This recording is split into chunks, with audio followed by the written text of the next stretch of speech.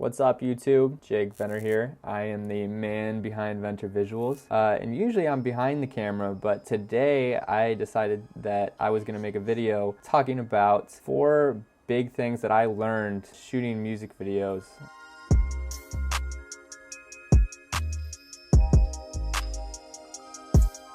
So I've only been shooting music videos for about a year now, but I've been fortunate enough and I've worked hard enough to the point where I've been able to collaborate with a lot of different artists. I've been able to work on a lot of different projects. Throughout my time shooting all these videos over the past year, I've learned a lot about what to do and what not to do and how to better prepare myself for the future. One of the main things that I learned is that communication is king. You gotta be upfront with your artists that you work with all the artists that you work with on what you can do, what your capabilities are. Does the artist have locations in mind that he or she wants to shoot? Do they have special effects that they want? Do they have a concept that they want? What's their budget? Do they require you to travel far? So you really want to find out like all these things before even going out and meeting these people and shooting videos with them. I've had a few bad experiences where I go out, we shoot a video, I put it on my channel, and say for instance the artist decides that they wanted it on their channel and you guys didn't talk about that ahead of time. Now we have this kind of like little rift that probably could have been avoided had we talked prior to shooting the video and made it clear that I want it on my channel. If you want it on your channel, I'll give it to you, but it's gonna cost a little extra. It is a learning experience on both sides because not all the artists know how to communicate what they want with their videographer, and not all videographers know how to express what they can and can't do with the artists. Don't be afraid to ask questions and don't be afraid to try to get answers from your clients about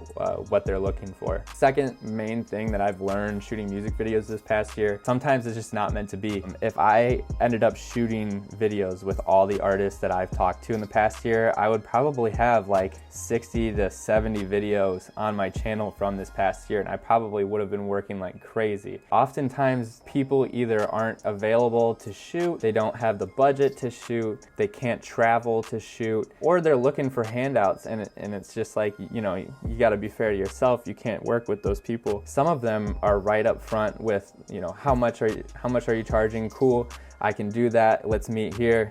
And boom, we go and shoot a video, and it's really easy. There's a lot of people who have busy schedules, they don't have big budgets, so they can't pay for you to travel around. I'm a small YouTuber. I don't have tons of money coming in, so I have to be very careful with how I budget projects and who I work with. For that reason, a lot of projects never come to light. Another reason is just because people bail. We'll get to like a day or two before the shoot. I'll try contacting them to make sure everything's okay. They don't respond. The day the shoot comes, I still have no message from them. So it happens, which kind of leads me on to my next major experience that I've learned. It's important to get money up front. I take half the money up front before I even show up, and then I'll edit the video. I'll put my logo over the first draft, and then I'll send it to them so they can see the video, but they can't download it and put it on their YouTube channel and then screw me on the second payment. So it has happened, unfortunately, a few times this year where the artist either one pays nothing.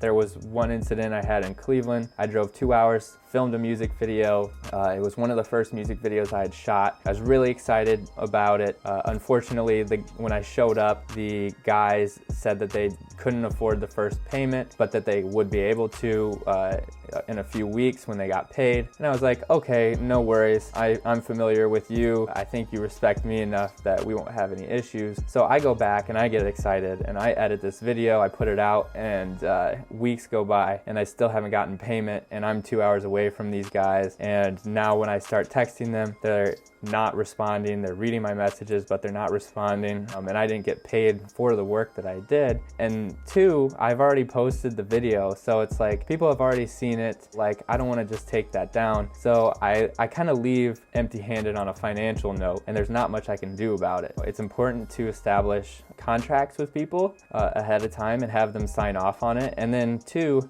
make sure that you get that first payment before you even shoot, and make sure you get that second payment before you upload the final edit without your watermark over it so that they can't steal that content from you. Don't get me wrong, I've worked with plenty of great artists who are totally respectful, but I've learned my lesson, and hopefully that tip helps some of you guys out there who might want to shoot some music videos. The last experience I want to talk about today, I've come to find that my videos have gotten better because I've learned from others. It's important to establish people in the industry that are doing really cool things, trying out new techniques, and go and try some of those techniques for yourself in your own videos. I've seen Bennett use effects on Lyrical Lemonade in some of his older videos. Nowadays, his effects are insane, and he has very cinematic Hollywood type style effects in a lot of his videos. A few years ago, I mean, he was trying new things in terms of his edit styles, and I really admire his editing skills. I've gone back and I've watched some of his videos that are a year or two old, and I look at the techniques that he's using and I say, oh, is this doable? Can I try this for myself? And then I will take that technique and that mindset to the next shoot that I have and try it out for myself and see how it goes. It's never like I copy it, exactly. Look at their styles and take from it, just to get new ideas in your head about what's possible in terms of video and music. It's very helpful to have people to look at that have done work in the past that is really good, so that you can study some of their techniques and learn from it. Be a student of the game. Watch what other people are doing, because there's all sorts of new techniques getting used all the time. And with that kind of includes 4 big things that I learned in 2019 shooting music videos. Hopefully that helps some of you out there who might want to start shooting music videos. And if you're not shooting music videos and you're just out here watching my video, then I hope you're able to take away something from what I said and maybe understand more about what it means to be a video director, particularly shooting music videos. At that, I will be signing off. Thanks for tuning in. This is Jake Venner. Peace out.